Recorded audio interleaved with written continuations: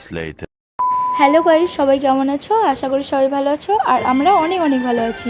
আজকে আমি রান্না করব, কিন্তু কি রান্না করব জানি না। মা গিয়েছে কাস্তে এবং বাড়ির অনেক কাজ করতে, কারণ আমার পিসমণির শাশুড়ি মারা গিয়েছে আর 2-3 দিন পর কাজ হবে, মানে শ্রাদ্ধ হবে। তাই অনেক লোক কুটুম্ব আসবে, তাই আমাদের বাড়িতে পিসমশাই বলেছে তোদের বাড়িতে সবাই থাকবে। তো আমার মা সব কাচাকুচি করছে। আর কি রান্না করব জানি না, মা বললে তারপর রান্না করব। সো তোমরা সবাই দেখতে থাকো ভিডিওটা। তো আমি প্রথমে কড়াইতে তেল দিয়ে মাছগুলো প্রথমে ভেজে নেবো। মা বলেছে মাছের ঝোল করতে, বাবা মাছ নিয়ে এসছে তাই। আর অনেক কিছু করব, তোমরা সবাই দেখতে থাকো ভিডিওটা পুরোটা। আর মা সব সবজি কেটে দিয়েছে, দেখো এখানে মাছগুলো ভাজা রয়েছে।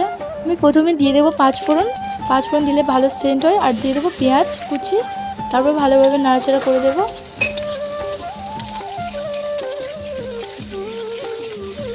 তারপরে আদা এবং রসুন বাটা দিয়ে দিল। আর রসুন বাটাটা দিচ্ছে আমার মা, কারণ আমি পরিমাণ মতো দিতে পারি না, তাই মাকে বলেছি দিতে। ভালোভাবে মশলাগুলো কষার পরে তারপরে সবজিগুলো দিয়ে দিলাম কড়াইয়ের মধ্যে, আরও ভালোভাবে নেড়ে চেড়ে নিলাম। তো বন্ধুরা, তারপরে দিলাম হলুদ গুঁড়ো, দিয়ে আবার ভালোভাবে নেড়ে চেড়ে নেব। তারপরে পরিমাণ মতো স্বাদ মতো লবণ দিয়ে দেব। তারপরে দিয়ে দেবো লঙ্কার গুঁড়ো, 2 চামচ দিচ্ছি, কারণ এই লঙ্কার গুঁড়োটা একটু ঝাল কম। তারপরে দিয়ে দেবো জল। তাড়াতাড়ি সিদ্ধ হওয়ার জন্য ঢাকা দিয়ে দিলাম আমি একটা 10-15 মিনিট। খুলে দেখি না, ঝোলটা ফুটে গিয়েছে ভালোভাবে, খুব সুন্দর একটা স্মেল বেরোচ্ছে। তারপরে মাছগুলো এক এক করে সব মাছগুলো দিয়ে দিলাম। তো বন্ধুরা, তারপরে দিয়ে দেবো জিরার গুঁড়ো, সানরাইজ জিরার গুঁড়ো, যাতে ভালো সেন্ট হয়।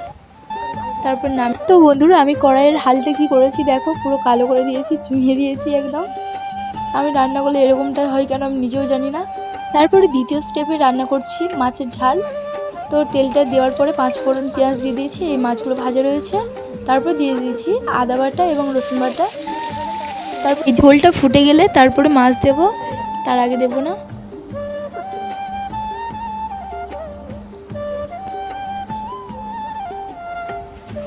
তো বন্ধুরা, ঝোলটা ভালোভাবে ফুটে গিয়েছে, এবারে মাছগুলো এক এক করে দিয়ে দেব। ঝোলটা ফুটে গিয়েছে, তারপর মাছগুলো দিয়ে দিলাম আমি। আর বন্ধুরা, আমি একদম গুছিয়ে কথা বলতে পারি না, আমি নর্মালভাবে যা পারছি তাই বলছি, তো কেউ কিছু মনে করো না, আমি এরকমই খোলামেলি কথা বলি।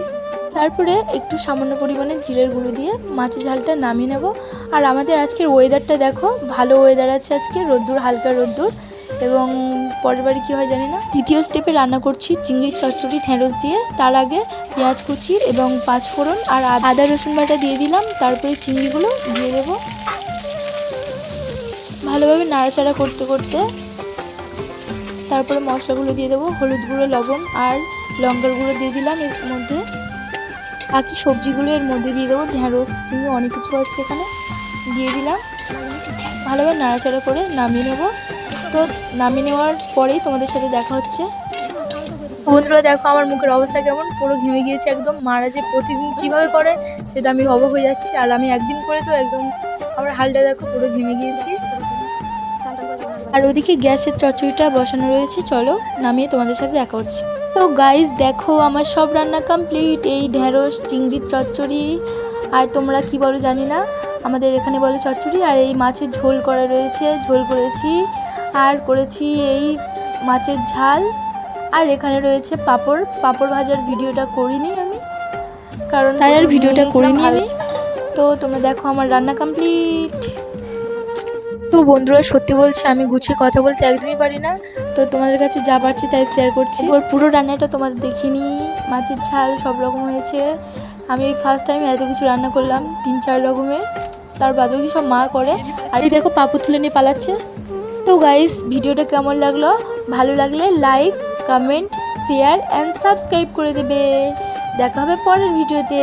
টাটা সবাইকে, সবাই ভালো থাকবে, সুস্থ থাকবে, লাভ ইউ অল।